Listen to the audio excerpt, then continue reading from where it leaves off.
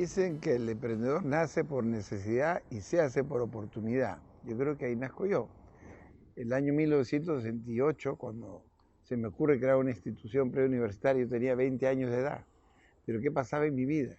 Golpe militar en Perú, el presidente de la República era primo hermano de mi madre, mi padre pierde el trabajo, no porque era empleado público, sino porque quien eh, te pone al presidente de la UNDE, un hombre, un militar de izquierda, comenzaron a estatizar todo y todas las empresas peruanas fueron estatizadas. Mi padre pidió el trabajo. ¿Y qué puede hacer un muchacho a la edad de 20 años sin abandonar sus estudios superiores? Porque mi papá me suplicó que no haga eso. Aparte de buscar una beca con los jesuitas, porque la universidad era jesuita, yo he estudiado a los jesuitas, mi padre y mi abuelo, enseñar pues, a los señores menores que uno. Pero eso era un esfuerzo muy grande, porque eran chicos muy jóvenes. Yo tenía que comenzar a enseñar de 6 de la mañana a 7, porque después iban al colegio, y a partir de las 6 de la tarde. Pero era 1 por hora.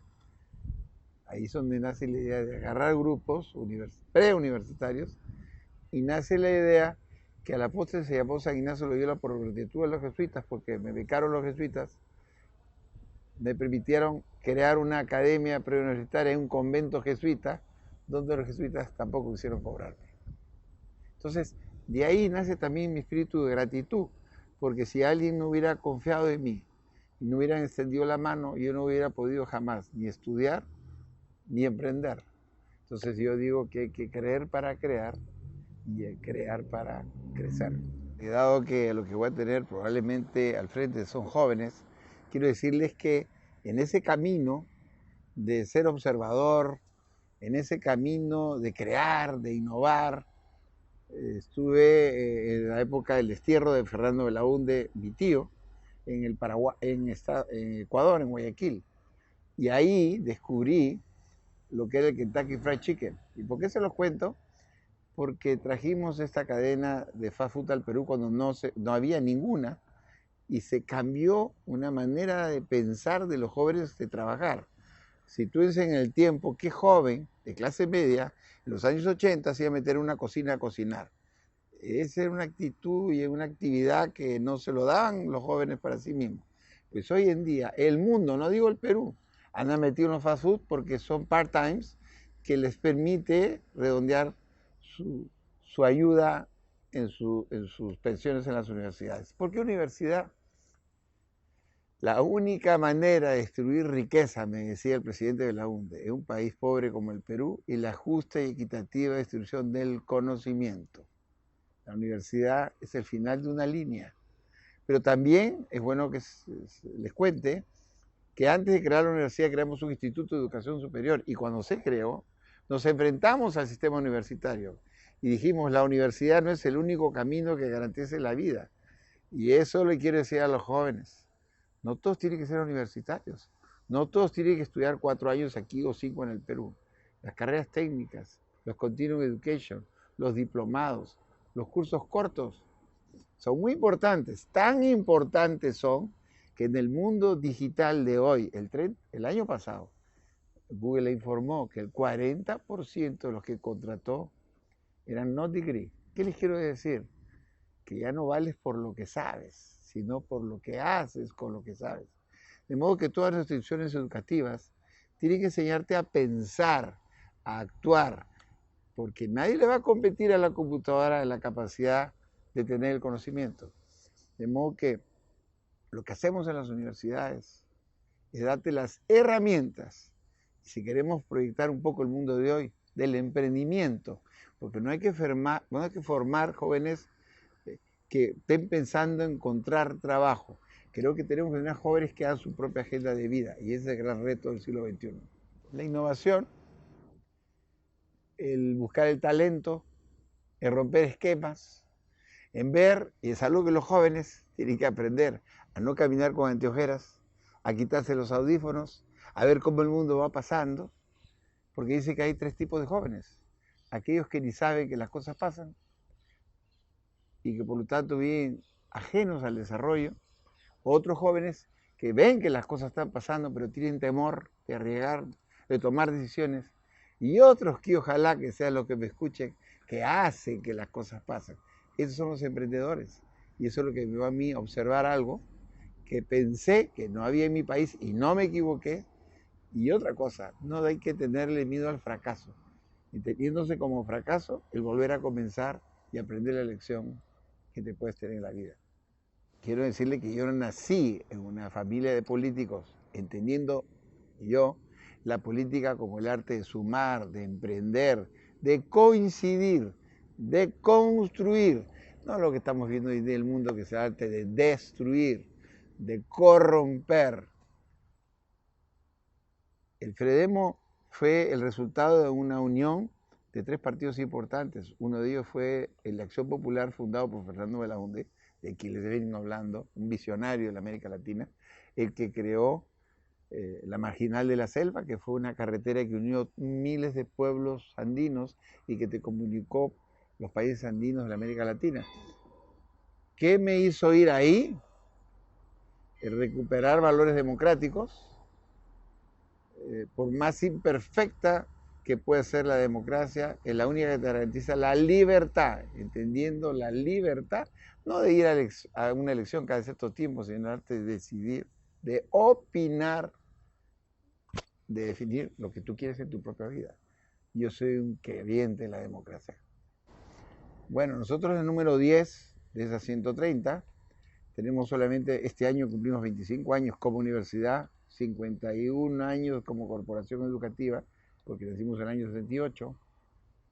¿Qué diferencia? Que somos emprendedores, que vimos el mundo totalmente abierto, que creemos en la solidaridad y en la sostenibilidad como el arte de tener la mano, los puentes y ayudar a construir, a eliminar la pobreza. Y somos eminentemente investigadores y por lo tanto muy acuciosos de nuestro entorno. Nacimos emprendedores y creo que esa es la llave que los jóvenes tienen que tener para triunfar en la vida. Miren, el mundo no solamente de la UCIL, el mundo cambió. Si a mí me permitieran, cosa que no está escrito así en la ley peruana, poder abrir muchas sucursales en diferentes partes, no podría porque no hay maestros. Porque lo que se trata es tener una educación de calidad.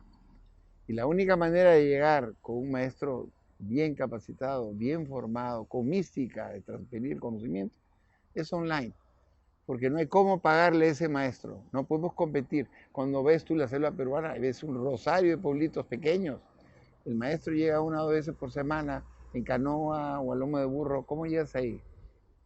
La maravilla de la enseñanza y la transformación digital, que tiene que ver, dicho sea de paso, con la gran revolución del siglo XX que fue el teléfono celular. Creo que la herramienta que realmente golpeó el tema de la pobreza para dar mayores oportunidades a esa clase media nueva emergente es el celular. Y si no, vayan a cualquier pueblo del mundo donde probablemente todavía no hay energía y por lo tanto no hay agua ni luz, y mire su teléfono celular, tiene señal, puede usted hablar.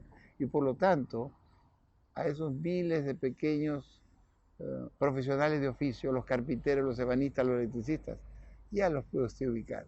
Hay más teléfonos en el mundo prepago que aquellos con tarifa completa. En el Perú, el 75% de los teléfonos celulares son prepagos. ¿Qué significa? Que el pobre accede a la comunicación, es decir, le estás quitando la etiqueta de abandono a miles de peruanos. Miren, hay una verdad que no podemos rechazar. Ya se habla que en 2030, 2040, el 40% de las actividades rutinarias del ser humano se han hecho por robots. Eso es una cosa que no puedes rechazar. Pero hay una cosa que es muy importante en esa gran verdad. Ese robot no va a tener habilidades blandas. Yo creo que lo que tenemos que hacer todos los que estamos en este mundo del conocimiento, tenemos que reforzar las habilidades blandas, porque ahí vas a marcar la diferencia. Y te lo dije antes, no vas a valer por lo que sabes. Probablemente el robot almacenará mejor, pero no lo que haces con lo que sabes. Primero que yo no creo en la igualdad, yo creo en la equidad. Y si volvemos a los libros básicos de economía y nos hablaban de la famosa curva de la oferta y la demanda, hay un precio, el punto de equilibrio, pero algo que a veces se olvidan, igualdad de oportunidades para todos. Y entonces eso es lo que tenemos que tener. igualdad en el conocimiento, en la educación, en las oportunidades, en los puestos de trabajo, en eso. Pero la igualdad entre un hombre y una mujer en lo que son las cosas que Dios te dio, yo cada vez que escucho eso es un absurdo, porque la única persona que Dios creo que puede traer una persona, un ser humano, al mundo de la mujer, y ahí que crean los rebos que les dé la gana, nunca lo van a poder hacer. Ocopate es un pueblo andino, como hay un rosario de pueblos en el Perú, que no tienen agua potable, que no tienen energía, por lo tanto muy poca calidad de vida. Los índices de anemia de los niños menores de 4 años son de 30, 40, 50%, alarmantes. Y mi esposa me dice, Raúl, eso no se arregla con una buena alimentación, ni darle más hierro. Eso lo arreglas con agua potable. Y entonces queremos, con mucha tecnología de la familia Abarrón, al cual cada día quiero más, por esa sensibilidad. Porque una cosa es pintar un cuadro, y otra cosa es pintar la historia, pintar realidades, pintar las vidas y que las puedas tocar. Esos pueblos van a comenzar a sonreír cuando le demos esa agua, que la tienen ahí, pero no tienen la tecnología para extraerla. Primero tenemos que hablar que el mundo está entrando en crisis. Eso no es un paliativo para lo que está pasando en España, pero si ustedes ven, la Merkel está con problemas en Alemania, el presidente francés también tiene sus propios problemas, los italianos no encuentran todavía su norte, el enfrentamiento de China con los Estados Unidos. La América Latina no escapa a eso. Yo escuché ayer un mensaje del presidente Trump donde yo puedo discrepar en muchas cosas con él, pero se enfrentó en un discurso contra el tema del socialismo y habló muy claro que no se dejen equivocar con lo que está pasando en Venezuela, Nicaragua y Cuba, que donde no hay democracia, donde no hay libertad, donde hay pobreza. Yo creo que los pueblos, los países como los europeos y los latinos que creemos en la democracia, debemos comenzar a sumar muchos puentes. Europa necesita la América Latina porque la América Latina es la despensa de los alimentos del mundo y el mundo va a seguir creciendo y va a ser ese problema. Pero necesitamos la tecnología de los europeos. Alguna vez tenemos que sentarnos los seres humanos de buena voluntad y ver cómo la tecnología y los alimentos pueden ir de la mano y beneficiarnos unos a otros. ¿Cómo que qué está pasando en España? Bueno, no se escapa lo que está pasando en el Perú. Tenemos una crisis política donde la clase política tradicional se ha desconectado del elector. Y en base a errores que hemos cometido en nuestros países, que ha generado un océano de inseguridad y de desconfianza. Si no la recuperamos, se nos van los países de la mano. Yo te puedo hablar del Perú. El Perú está metido en un proceso de corrupción como nunca vimos en la historia. Pero vamos a salir de eso porque el Perú, si quieres analizar su historia, no es una historia de corruptos. Lo que tenemos que recuperar son nuestros valores, nuestras culturas. Instituciones como la Abarrón y la nuestra, tenemos que comenzar a beber más de nuestra historia y nuestra cultura para sacar a nuestros pueblos adelante. Muchísima intensidad, no solamente por la parte de las relaciones internacionales y todo el tema de la restauración, el Perú tiene una agenda pendiente, sino convertir el arte del dibujo y la cultura en una herramienta más del desarrollo del intelecto y del aprendizaje de los niños. La verdad que estamos sumamente entusiasmados, pero además gratificados de conocer a un hombre como don Cristóbal, que tiene a flor de labios ese afán de servicio. De repente ustedes, que lo ven todos los días, no es que no lo quieran y no lo admiren, pero créanme que para mí es un hallazgo y estoy muy agradecido pensando en mi país, de que alguien de ese nivel haya bajado de la montaña y está a nivel de nosotros. Le puedo contar que políticamente, dentro de lo que es el Acción Popular, yo he tenido todas las posiciones y no digitadas, sino en elecciones.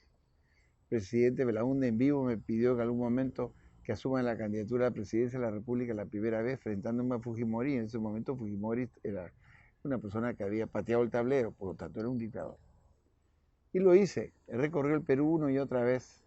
Ya no tengo la juventud de antes, pero lo que sí la tengo más que antes es el ímpetu y las ganas de encontrar el entendimiento entre los peruanos para encontrar un país que Belaúnde me lo enseñó a recorrer.